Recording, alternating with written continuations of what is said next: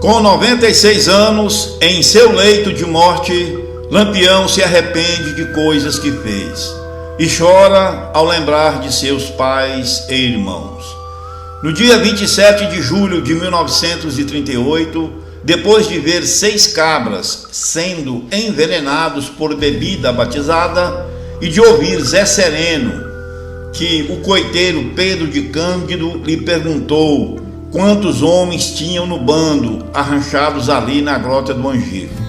Lampião sentia que estava adiando muito a sua hora de abandonar o cangaço.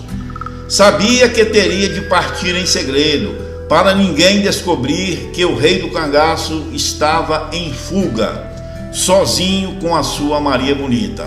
Assim seria uma presa fácil para a polícia.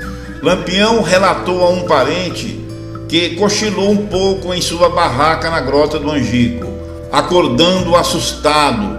Foi um pesadelo. Comeu muito carne seca com mandioca, depois dos avisos de perigo de Zé Sereno, que dizia a Lampião para abandonarem aquele lugar, que mais se parecia uma cova. Lampião acordou suando, embora o tempo estivesse um pouco frio. Era inverno no sertão, e num estalo, Lampião decidiu que a grande hora chegou. Decidiu abandonar o cangaço, mas tinha que esperar todos dormirem. Ia sair na calada, ninguém poderia saber da fuga, ou teria que abortar o plano. Era 1h da madrugada do dia 28 de julho de 1938. Lampião balança os ombros de Maria Bonita, que estava dormindo, e diz: Maria, acorda Maria, se levanta e vem comigo. Quando Maria Bonita começou a abrir a boca, carinhosamente, Lampião coloca a mão em seus lábios, impedindo sua amada de falar, e disse bem baixinho: Não fale nada, só venha comigo. Maria Bonita se levantou, colocou seus embornais e acompanhou Lampião subindo algumas pedras para o alto, um lugar mais plano acima da grota. Se fosse visto por outros cabras, não teria problema, pois era normal cangaceiros subirem as pedras para fazerem suas necessidades biológicas. Lampião arriou seu cavalo, o mais bonito de todos, um garanhão marrom escuro com manchas brancas na testa. Então chega o cangaceiro Inocêncio, primo de Lampião.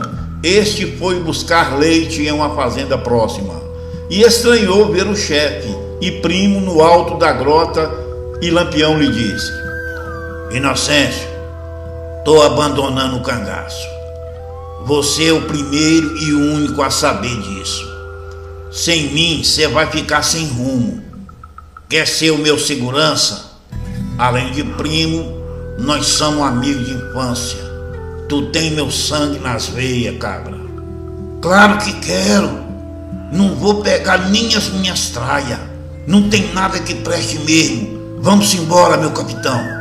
Então partiram dali, sem mais ninguém os verem. O casal mais famoso de cangaceiros e Inocêncio deixam a gruta de Angicos, com destino ainda desconhecido para Inocêncio, primo e agora segurança de Lampião.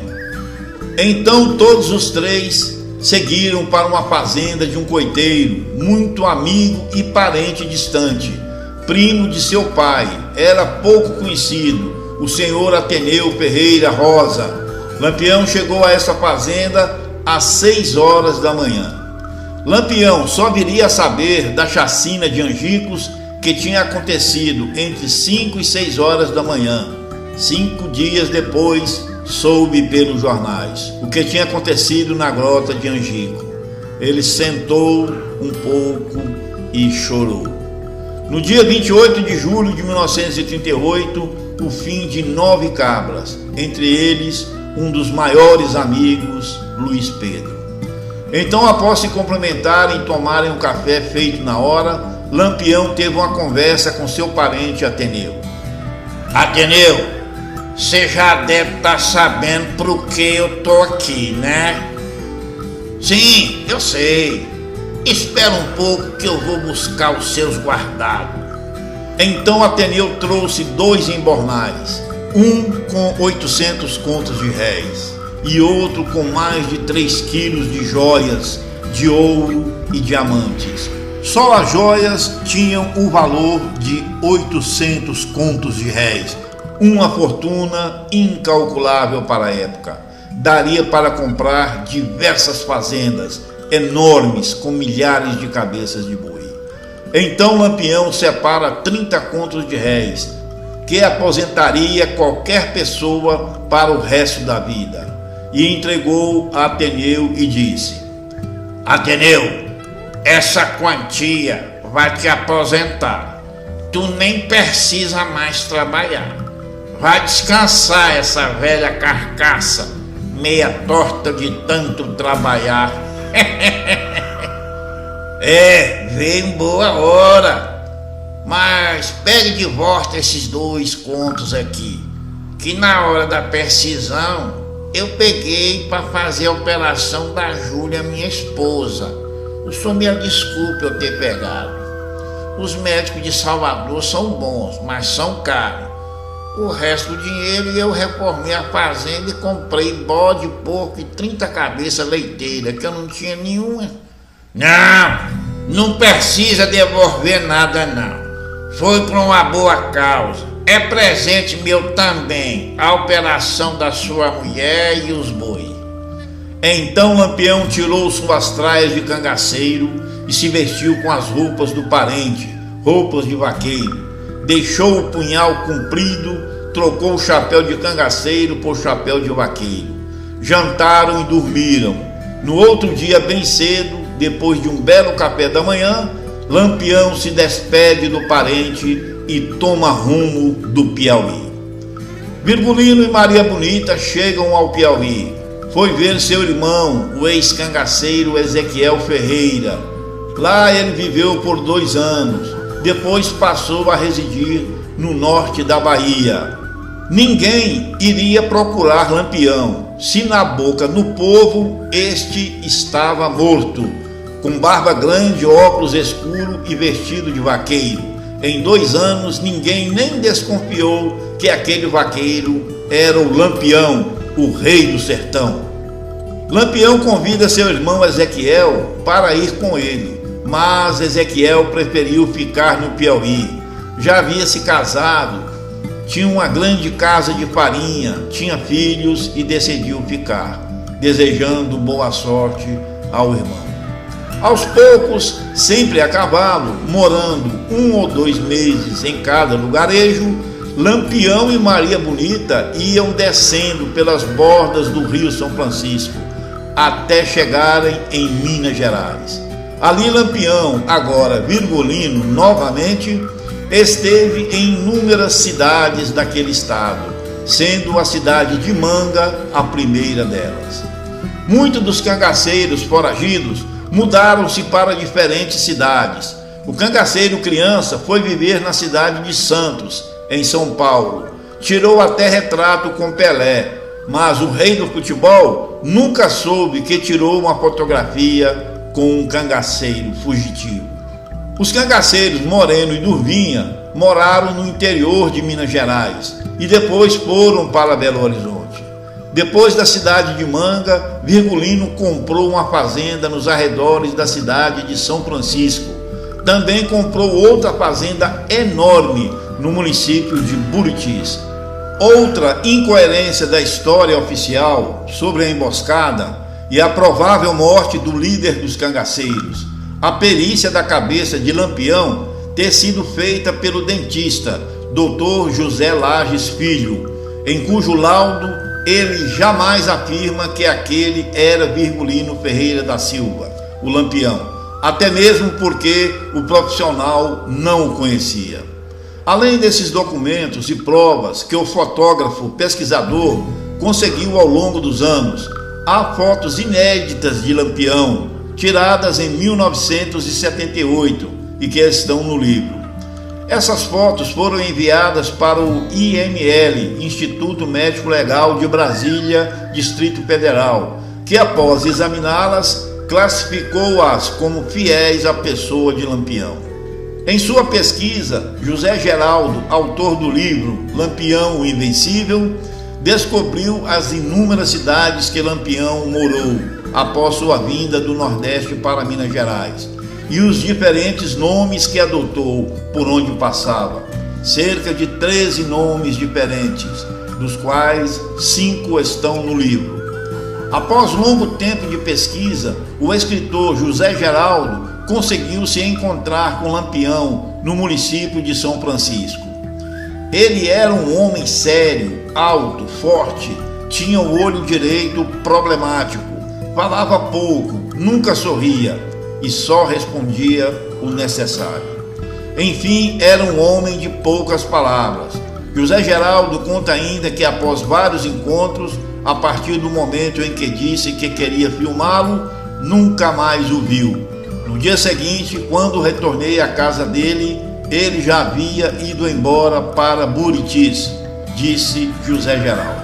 Já Maria Bonita morreu em 1978, em Montes Claros, no Hospital São Lucas, acometida por um câncer, e está enterrada na fazenda com tendas que pertenceu a Lampião.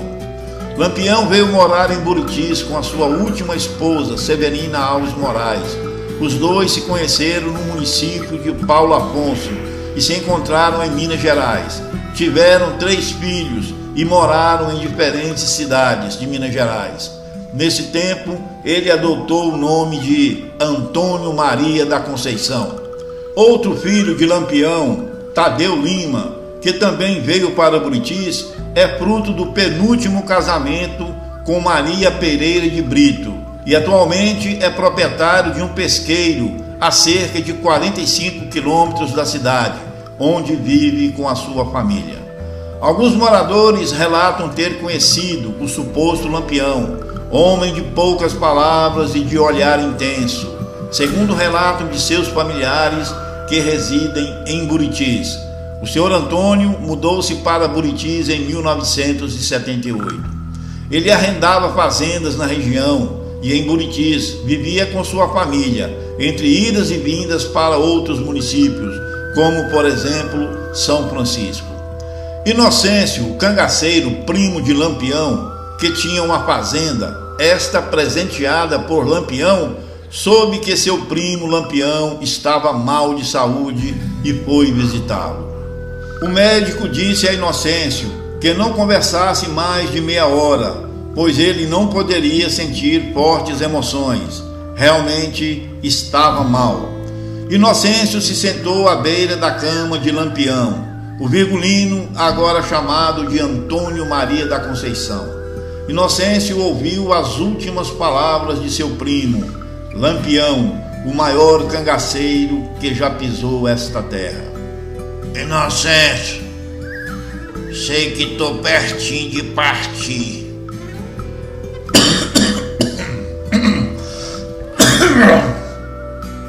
Não tô com medo não.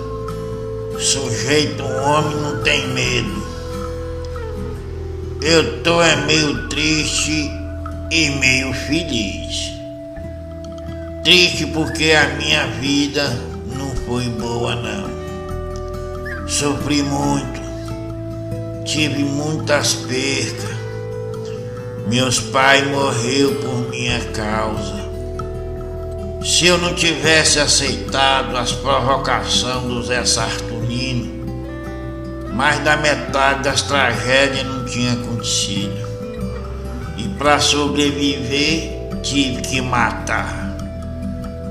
Me arrependo de quase tudo que eu fiz.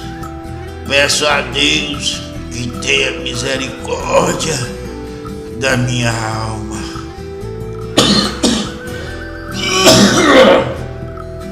Por outro lado, eu estou feliz. Se Deus me salvar, eu vou ver meus pais e meus irmãos. Agora vamos ser uma família de verdade. Na paz, se Deus quiser. Na cidade, Lampião tinha o nome também de Antônio Maria da Conceição. Morou com sua última esposa e filhos na Rua 1 do bairro São João, onde morreu de parada respiratória enquanto dormia, com a idade de 96 anos em 1993. O corpo de Antônio Maria da Conceição, o Lampião, está enterrado no cemitério velho de Buritis, de forma muito simples e com outro nome, Antônio Teixeira Lima. Há poucos anos, o então prefeito de Urucuia visitou Tadeu, filho de Lampião, e pediu que deixasse levar os restos mortais de seu pai para ser enterrado no município de Urucuia. Tadeu negou esse pedido. Até hoje, mesmo após investigações, matérias jornalísticas, livros, pesquisas, pedidos de exumação do corpo e pedidos negados de exames de DNA com a filha de Lampião e Maria Bonita. Existem a lenda e outras versões da história de vida e morte de Virgulino Ferreira da Silva, o Lampião, o maior cangaceiro conhecido no Brasil e no mundo inteiro. Se você gostou do vídeo, dê um joinha, compartilhe com seus amigos, se inscreva no canal. Sabem por quê? Porque eu fui!